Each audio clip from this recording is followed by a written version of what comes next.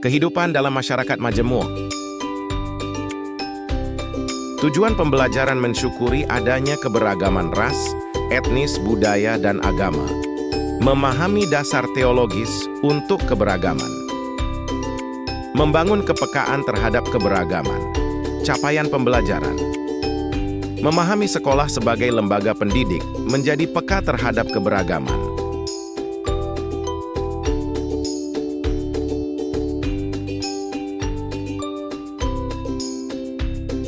Pendahuluan Indonesia adalah negara yang memiliki keragaman budaya serta berbagai suku dan bahasa. Citra dan Sagala 2016 mengungkapkan jika bangsa Indonesia sebagai bangsa yang memiliki keragaman budaya, bahasa, agama, merupakan sebuah bangsa dengan masyarakat majemuk. Secara umum, setiap budaya, nilai-nilai dalam sebuah suku maupun agama mengajarkan agar hidup rukun, dan dalam kekristenan hal ini berkaitan dengan wahyu umum. Metode. Untuk membahas tentang prinsip hidup Kristen di tengah masyarakat majemuk, penulis melakukan studi pustaka.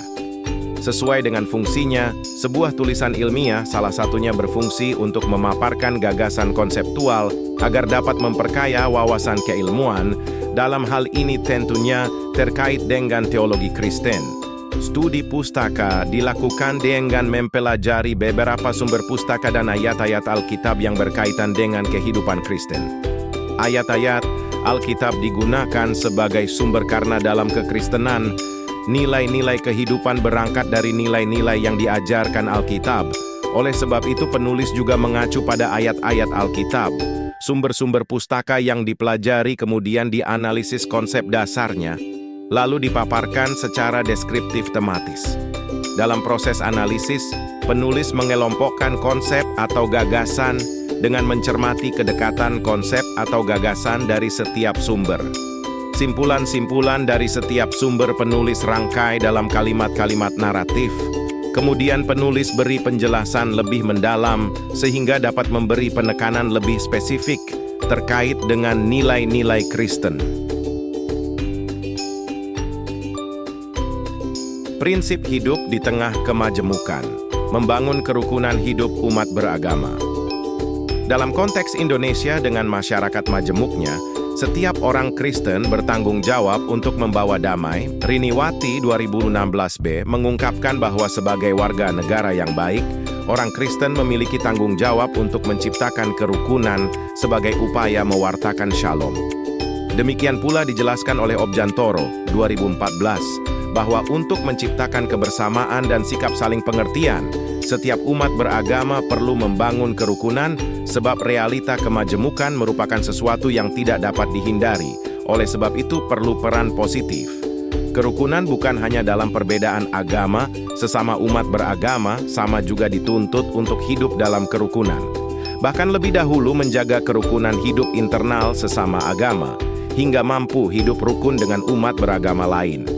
Rasul Paulus menegaskan dalam suratnya kepada jemaat di Efesus dan jemaat Korintus, memberikan nasihat agar para anggota jemaat memelihara kesatuan dalam keberlainan. Rasul Paulus memberikan nasihat yang sama bahwa kewajiban umat Kristen memelihara kesatuan dalam keberlainan. Artinya, umat Kristen harus menghargai perbedaan dalam persekutuan, serta menjunjung tinggi persatuan. Jika umat Kristen mampu menghargai perbedaan dalam persekutuan, maka kerukunan dapat terjadi. Untuk tercapainya kerukunan, maka harus ada sikap saling melayani dan mengasihi. Dengan demikian, kerukunan internal umat Kristen dapat terwujud untuk membina kerukunan hidup umat beragama baik sesama agama maupun berbeda. Dalam nilai-nilai perdamaian, membangun kerukunan dapat dilakukan dengan menghargai orang lain.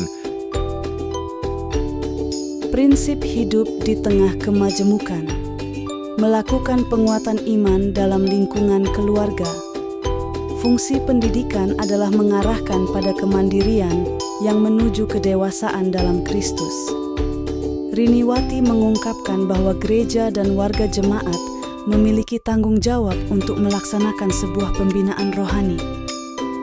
Konteksnya bisa di gereja atau keluarga, dengan tujuan agar terjadi pertumbuhan rohani dan keyakinan imannya lebih kuat dalam menghadapi berbagai perubahan.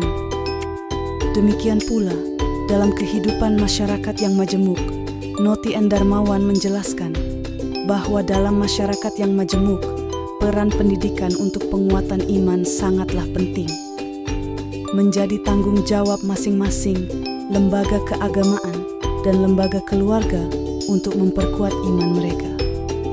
Objantoro mengungkapkan bahwa dalam hubungan antar agama dapat timbul tantangan yang mempertanyakan kebenaran iman Kristen.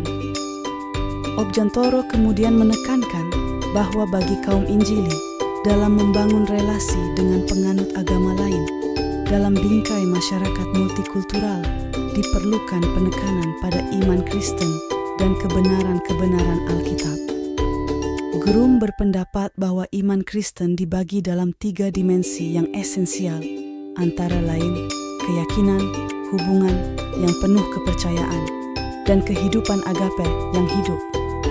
Sedangkan Berhoff dan Till berpendapat bahwa iman adalah pendalaman, keyakinan yang sudah ditetapkan dan dijalankan.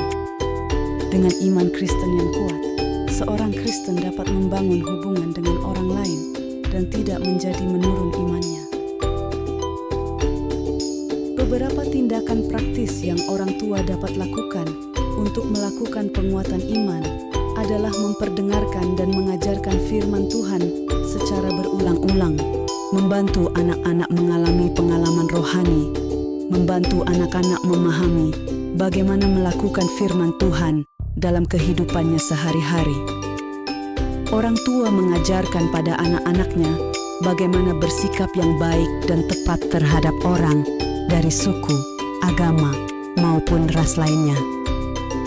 Ketika hidup dalam masyarakat yang multikultural, anak-anak perlu memahami bagaimana ia mengekspresikan imannya dalam masyarakat dan tidak menyinggung perasaan orang lain. Mengacu pada gagasan Goodall, dan Goodall memberi beberapa saran praktis untuk dapat membantu anak-anak bertumbuh secara rohani, antara lain mengajar anak-anak untuk mengasihi Allah dan melakukan dalam tindakan praktis, kemudian melakukan pengasuhan dengan nilai-nilai kasih, sehingga mereka bertumbuh mengasihi Allah dan menyatakannya kepada sesama, lalu menciptakan lingkungan belajar yang membuat anggota keluarga senang belajar tentang Allah dan karyanya bagi manusia, dan mengajarkan anggota keluarga untuk menaati firman Allah serta membimbingnya untuk melakukan dalam kehidupannya sehari-hari. Menampilkan kasih-kasih merupakan salah satu nilai kehidupan dalam kekristenan. Darmawan menjelaskan bahwa salah satu nilai penting dalam kekristenan untuk menjaga perdamaian dalam kehidupan bermasyarakat adalah nilai kasih yang dilandasi oleh kasih Kristus. Dalam konsep perdamaian yang dikemukakan oleh Lincoln dan Amalie, kasih memegang peranan penting dalam meminimalkan konflik di tengah-tengah masyarakat majemuk. Nilai kasih merupakan nilai yang didasarkan pada perintah Tuhan. Wibowo berpendapat bahwa perintah yang paling utama dalam Alkitab adalah perintah untuk mengasihi Tuhan dan mengasihi sesama manusia. Pendapat Wibowo menunjukkan bahwa kasih adalah nilai mendasar dan terkait dengan relasi dengan Tuhan dan sesama manusia. Ismail menegaskan bahwa Alkitab mengajarkan bahwa kasih adalah hukum terutama dari semua hukum. Dalam surat Yakobus justru ada lebih ditekankan bahwa jika seseorang menjalankan hukum yang utama, maka orang tersebut berbuat baik. Ya kontak yasam 28. Kasih juga adalah buah roh, Galiko 5:22. Dan seorang Kristen dituntut untuk menampilkan buah roh tersebut dalam kehidupannya sehari-hari. Oleh sebab itu, seorang Kristen perlu terus bergantung pada pertolongan Roh Kudus untuk melakukan kasih dalam kehidupan sehari-hari secara nyata. Bagi seorang Kristen, kasih ditujukan kepada Allah, sesama manusia, dan diri sendiri. Sesama manusia dalam konsep kekristenan adalah setiap manusia baik, sahabat, keluarga, hingga musuh. Dalam pengajarannya, Yesus Kristus menekankan agar setiap orang percaya melakukan kasih tersebut secara nyata. Contoh dari sikap terhadap orang yang dianiaya. Yesus mencontohkan dalam, ada seorang imam, Lewi dan seorang Samaria. Dari 3 orang tersebut, justru orang Samaria yang memberi pertolongan pada seorang yang dirampok oleh penyamun. Tampak jika ada perbedaan sikap pada 3 orang tersebut dan Yesus menggunakan kisah tersebut untuk memberi penekanan tentang melakukan kasih. Seorang Samaria menunjukkan sikap mengasihi dengan tulus dan sungguh-sungguh pada seorang yang tidak dikenalnya. Untuk hidup di tengah masyarakat majemuk, diperlukan sikap mengasihi sesama manusia dan mewujudkannya dalam kehidupan sehari-hari di tengah masyarakat yang majemuk. Seorang Kristen di Indonesia perlu terus membangun sikap saling menghargai, kemudian menyatakan kasih kepada Tuhan dengan menyatakannya kepada orang lain, berdasarkan pengajaran Yesus.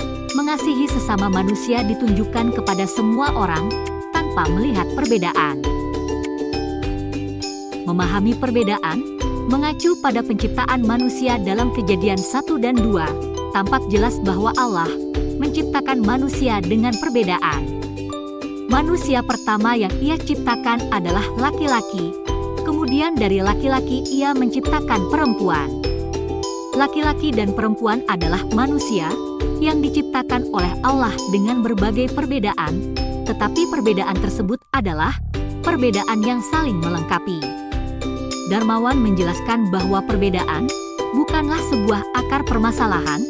Perbedaan dalam bingkai kebinekaan adalah kekayaan bagi bangsa Indonesia yang multikultural. Demikian pula pendapat Lincoln dan Amale, perbedaan bukanlah sebuah sumber masalah, melainkan sebuah kekayaan untuk saling melengkapi. Lincoln dan Amale menekankan bahwa perbedaan perlu dimaknai dengan baik agar memperkaya dan memperlengkapi kekurangan satu dengan yang lainnya untuk meminimalisir konflik dalam masyarakat yang multikultural. Rumbi, 2019, dalam kajiannya terkait manajemen konflik menekankan bahwa perlu sikap menghargai perbedaan agar meminimalkan prasangka buruk. Walau demikian tidak berarti bahwa orang Kristen harus menanggalkan keyakinan imannya, melainkan membangun sikap menghargai perbedaan menggunakan nilai-nilai kekristenan. Secara umum, setiap masyarakat dan agama apapun tidak mengajarkan untuk melakukan tindakan kejahatan terhadap orang lain. Nainggolan, 2009. Dalam konsep kekristenan terdapat wahyu umum yang terkandung dalam nilai-nilai kehidupan setiap masyarakat. Tugas seorang Kristen di tengah kemajemukan adalah memahami perbedaan, sehingga dapat memberi respon yang baik dan tepat. Pada dasarnya dalam kehidupan bermasyarakat tidak perlu terjadi hubungan yang menegangkan antara berbagai kelompok, selama ada sikap saling memahami. Karena perlu sikap saling memahami dan sikap saling menghormati tidak akan terjadi tanpa ada yang memulai, maka perlu ada yang terlebih dahulu memulainya. Sesuai dengan nilai kasih seperti yang telah dikemukakan di atas, maka untuk membangun sikap saling memahami, seorang Kristen memiliki tanggung jawab untuk terlebih dahulu memulainya. Nilai ini sejalan dengan Roma pukul 12:10 yang menekankan agar seorang Kristen memiliki sikap saling mengasihi dan saling mendahului untuk memberi hormat. Kesimpulan, prinsip-prinsip hidup Kristen di tengah masyarakat majemuk yaitu harus memiliki kerukunan hidup dengan yang berbeda agama dan kerukunan hidup dengan sesama umat Kristen. Kemudian pendidikan agama Kristen dalam keluarga sangat penting agar dapat menanamkan iman Kristen pada anak-anak sehingga mereka mengetahui kebenaran yang akan menjadi modal dalam kehidupan di masyarakat yang multikultural. Kasih merupakan nilai utama dalam kekristenan dan nilai tersebut harus ditampilkan dalam kehidupan di masyarakat yang multikultural. Masyarakat yang multikultural adalah masyarakat yang penuh dengan perbedaan, oleh sebab itu perlu menyikapi perbedaan tersebut dengan baik. Dalam menjaga hubungan baik di masyarakat majemuk perlu memahami perbedaan tersebut dan meresponinya dengan baik. Bagi seorang Kristen yang berada di tengah masyarakat majemuk beberapa prinsip berikut perlu dicermati. 1. Harus memahami perbedaan dengan keberagaman agama di Indonesia. 2. Di dalam keluarga Kristen, kehidupan rohani harus menjadi penekanan penting. 3.